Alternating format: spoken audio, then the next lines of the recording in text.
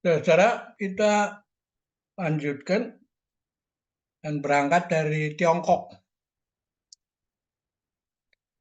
Ada suatu kitab yang umurnya 5.000 tahun lalu. Kitab itu I Ching, Book of Change, atau 360 tahun sebelum Masehi. Ya, ini matahari, ini rembulan, ini matahari. Jadi di siang hari kita ada matahari, di malam ada rembulan. Nah, ini yang nah itu simbol dari perubahan ini toh. Siang dan malam terus bergulir itu. Nah di Tiongkok itu ada satu cara pandang bahwa lagi juga ini berdasarkan pengamatan, bukan hipotesa. Ya, toh. Menengah ke atas kita melihat langit, tunduk ke bawah kita melihat bumi. Di antaranya kita melihat semua benda-benda dan makhluk hidup termasuk bakteri, binatang, tanaman, manusia, dan sebagainya. Itu langit maha mengayomi, bumi mendukung, maha mendukung tanpa pilih kasih. Ketika bumi kekeringan, langit menjatuhkan hujan. Ketika giliran langit kehabisan air, bumi mengirim uap air ke langit, berubah menjadi awan, lalu ditiup angin ke gunung, disinari matahari dan rembulan, lalu turun kembali sebagai hujan. Meresap tanah di tanah, dan sungai, danau, terus kembali menuju lautan. Matahari dan rembulan menyinari juga tanpa pilih kasih itu. Dia mau dipuja, mau dipuji, dihujat atau apa, tak peduli. Dia hanya melakukan just do it aja. Seperti moto ya dari sebuah merek sepatu terkenal kan. Jadi itu suatu proses mengapa disebut tarian abadi karena dia ya terus berputar hanya untuk itu aja. Ya kan? Terserah kita mau merespon itu bagaimana. Ya. Nah, berikutnya adalah mereka ada di situ atas kemauan langit dan bumi. Pada tahun 384 sampai 434 ada seorang bernama Seng Chao yang merumuskan dalam satu syair begini. Langit bumi dan aku berasal dari akar yang sama. Ribuan makhluk di dunia dan aku terbuat dari bahan yang satu. Oh, bunga kecil, seandainya aku mengerti siapa engkau, akarmu dan semua dalam semua, semestinya aku akan memahami siapa Tuhan dan manusia. Jadi konsepnya manusia menjadi bagian daripada itu semua, bukan sesuatu dari luar. Ya. Dia menjadi part daripada itu semua. Ketika ada satu murid setiap pagi diminta ditugaskan membersihkan halaman sebagai latihan rohani, juga tukang cleaning service bukan. Berkata pada guru, rumput di depan jendela guru setiap kali potong selalu tumbuhnya. Bahwa kalau dia uruk aja supaya mati. Gurunya bilang jangan gegabah. Dia ada di situ bukan atas kemauan sendiri, tapi kemauan langit dan bumi. Si murid itu berteriak, aha, dan lalu mengambil cat dan menulis kaligrafi di tembok yang bunyinya begitu, gitu. Apa? Jangan gegabah. Dia ada di situ bukan atas kemauan sendiri, tapi kemauan langit dan bumi. Ya, termasuk juga virus, gitu. Dikotomi barat dan timur itu, ya, ya itu jalan begitu aja. Ya, jadi tidak ada satupun yang di luar kemauan langit dan bumi itu. Ya, nah lalu timbullah hubungan saling menghidupi dan membatasi antara 5 unsur dan 8 penjuru mata angin ya. Awalnya daripada ini adalah modalnya siang dan malam, ya toh? Di dalam putih ini siang, pada maghrib mulai ada titik malam gelap, setelah gelap menjadi pekat, yaitu tengah malam, lalu pagi-pagi muncul subuh, ya toh? Nah, pemikiran ini dituangkan dalam bentuk segi 8 itu, patwa, hasta, gitu. Patwa itu hasta berata sebenarnya. Jadi sesuatu yang bertentangan itu. Nah itu kalau Anda melangkah ke depan itu anggap bertemu dengan langit. Kalau ke belakang bertemu dengan apa? Bumi. Kalau dari sini ke kiri Anda bertemu dengan api. Kalau ke arah berlawanan menjadi air, ya. Ya, kalau Anda ke sini bertemu diagonal ini Anda bertemu dengan angin. Di sini Anda ketemu dengan badai. Ya, thunder ya. Kalau Anda semua ini adalah danau, di arah berlawanan akan berkembang menjadi gunung. Jadi ini berkembang menjadi lava. Nah, bisa juga terjadi ini adalah hubungan 5 unsur dalam bentuk yin yang atau hitam putih, tapi formulasinya saling menghidupi dan saling membatasi. Gitu. Misalnya logam, kayu dibatasi oleh logam, logam dibatasi oleh api, api dibatasi oleh air, air dibatasi kembali pada tanah, tanah lagi oleh kayu. Ya, jadi ya hubungan yang saling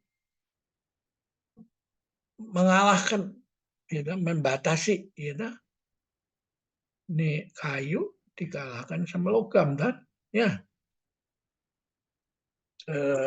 Kayu dikalahkan kayu dikalahkan sama logam, gitu. Logam dikalahkan sama api, gitu. Air dikalahkan sama tanah, ya. Terus begini, saling menghambat, saling menghambat. Tapi kayu kalau dibakar dengan api menghasilkan debu. Debu berakumulasi jadi tanah kan. Di dalam tanah menghasilkan logam. Logam di embun ada air, gitu. Dan setelah itu air di tanah dikasih air menumbuhkan kayu. Ya. Jadi inilah konsep hubungan yang saling menghidupi dan saling membatasi. Nah, lalu apa unsur-unsur ini disamakan ginjal umpamanya air, ya, paru-paru, logam, ya, dan lain-lain ini semua ada tulisan ini ya. Jadi di Tiongkok sudah ada cara pandang yang demikian. Nah, kalau ini dibikin diagram sumbu horizontal sama vertikal, ya, maka menghasilkan titik damai di angka 11. Ya. Ini yin di atas, ya, yang di bawah. Ya. Ini 11 ini kan yin di atas, yang di bawah. Nah, kalau terjadi sebaliknya, ya, yang di atas, yin di bawah, ya, ini 12 ya, ini terjadi stagnan aja. Jadi raja yang hanya ngawang-ngawang, pimpinan yang hanya ngawang di atas, tidak turun ke bawah, atau hanya turun ke bawah dalam bentuk apa turba, ya, membuat situasi tetap stagnan. Tapi kalau yang berkuasa itu, pemimpin itu berada di bawah yang dipimpin, ya, maka terjadi damai. Nah, pada saat itulah terjadi apa perubahan musim itu. Nah, lalu musim bergerak dalam bentuk apa musim semi tumbuh matang di musim panas, apa rapuh di musim gugur, rontok di musim dingin, tiba-tiba musim semi timbul lagi. Nah, itu terjadi kalau yin ada di atas, ya, tapi yang muda ada di bawah, itulah terjadi titik balik. Ya. Nah, ini yang disebut Heichi itu. Ya. Seharusnya tulisnya Ji, tapi karena sudah salah kaprah, ditulis I aja, sudah jadi kesepakatan di seluruh dunia. Nah, itu apa yang terjadi kalau ini manusia besar, ya, titiknya di sini tumbuh jadi besar dari manusia eh, apa si muda dewasa secara fisik sampai menjadi manusia besar, ya, ya paling terbesar dan nih top lah gitu. Sudah berkembangnya dan tumbuh-tumbuhan yang besar itu adalah kebesaran itu adalah hasil kerjasama antara langit, manusia, dan bumi. Ya. Karena itu ditulisnya begini, set, set, set, kayak langkah 5. Bawahnya ditutup. Nah, kalau mengikuti irama tadi, itu berarti apa? Dia melakukan gerakan yin yang, ya, yin yang, dan menimbulkan energi yang namanya ada di Tantien ini, yaitu Qi atau Ji. Ya. Nah, ini harus Anda latih dan melalui punggung kura-kura itu. Ya. Ini dikembang-kembangkan seperti slide-slide yang lalu kan. Dan itu menimbulkan endorfin atau dalam apa terminologi TCM itu ya itu bisa dikatakan sama dengan Qi kan. Ya. Nah, akibat dari pertemuan dengan Tiongkok ini, maka konsep tentang budaya itu nggak statis tuh. Jadi dari Siddhartha Gautama muncul bodhisatwa yang seperti orang-orang itulah, orang kaya raya, orang itu lalu beraksi sosial, memberikan aja apa, menolong orang, banyak menolong. Tapi muncul Maitreya, Buddha masa depan, ya kerjanya merawat alam semesta. Dia ada unsur apa, mengelola, untuk berbuat sesuatu pada masyarakat, ya, ya, memberikan, karena itu tubuhnya emas dan biasanya gendongnya itu isinya yang mau dia bagi-bagikan kepada masyarakat, ya, di seluruh dunia, ya. Nah, inilah Maitreya, Buddha masa depan, ya. Nah, apa yang terjadi di Barat adalah dari budaya kekerasan menuju universal human rights, ya. Nah, pada tahun 119 sebelum Masehi masih hidup cara pandang manusia itu punya dua muka, muka malaikat sama muka serigala, kan? Ya.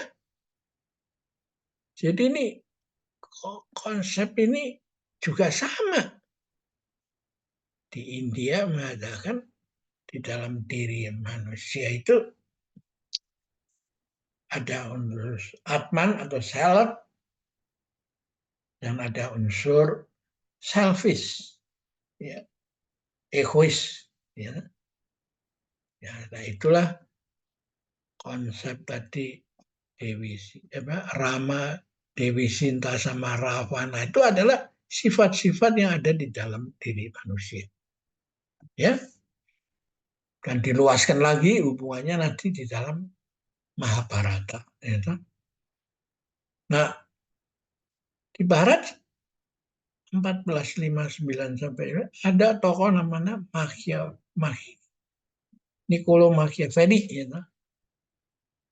Dia berpendapat bahwa pemain sebaiknya memang oke-oke aja secara teoritis, harus dicintai dan ditakuti oleh yang dipimpin. Tapi kalau saya tidak bisa mendapat dua-duanya, saya memilih yang ditakutin aja. Nah, disinilah awal daripada apa, kondisi manusia yang harus kita sesuaikan bagaimana di masa depan supaya dia bisa hidup, ya, bersama dalam membangun dunia yang sejahtera, kan? Nah, menjadi rahmat bagi seluruh alam semesta. Ya, dengan demikian, ya. Nah, oleh apa, ilmu sekarang disebut antroposentrik, ya, di mana punya manusia menjadi pusat, bergeser ke arah antropokosmik. Manusia menjadi bagian dari seluruh alam semesta. Dan karena itu muncullah antropokosmik humanisme. Humanisme yang apa, bersatu dengan alam semesta dan semua penghuninya, toh? Ya. Jadi ini dengan kata lain itu ada yang menyebutkan hama mayu hayuneng pau. Lain lagi disebut antropoteosentrik humanisme. Ya, oke lah, what is a name, ya toh. Tapi yang penting bagaimana kalau yang menjadi tahu, menjadi bagian daripada alam semesta yang begini, apakah you masih mau berpikir melalui keringat sendiri menjadikan alam semesta itu adalah milik manusia, kan? Ya, nah, ini mulai terjadi apa, arah baru itu, ya. Paus Fransiskus merilis ensiklik Laudato Si, tentang manusia dan alam, dan Enciklik berikutnya adalah Fratelli Tutti. Manusia bersama-sama adalah satu. Ya. Nah, di kita ini menariknya karena di 4 samudra dan 5 benua, semua orang bersaudara. Nah, juga di dalam kalangan Islam sudah muncul ya wacana Islam yang rahmatan lil alamin. Nah, sekarang di mana kedudukan Pancasila untuk dunia? Nah, di sinilah kita. Jadi, karena itu Pancasila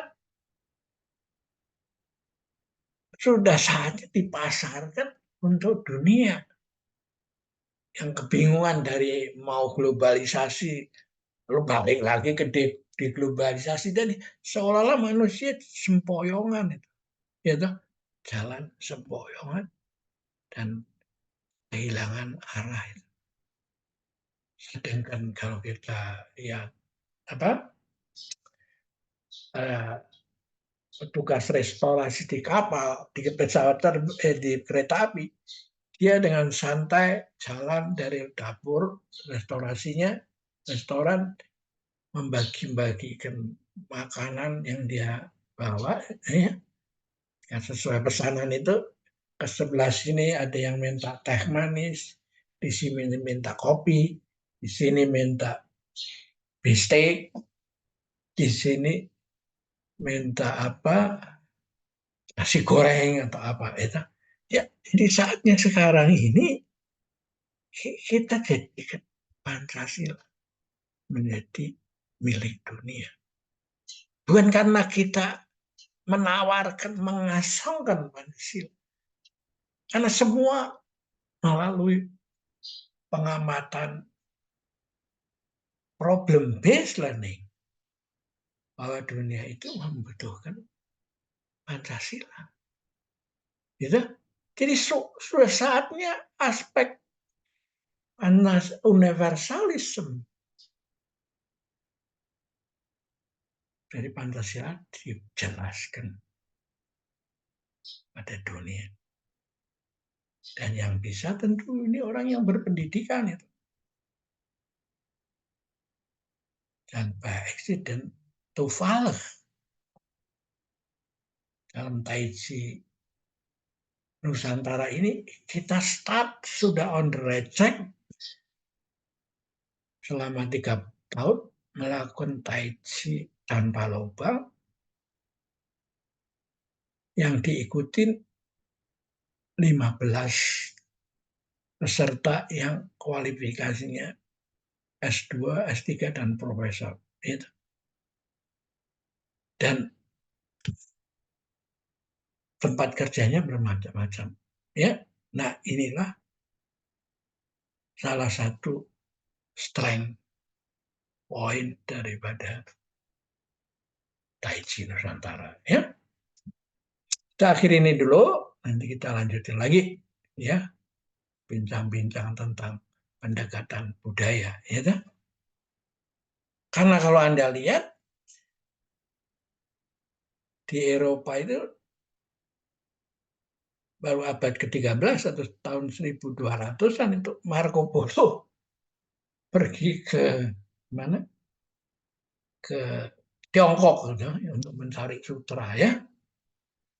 Oke, sampai jumpa lagi.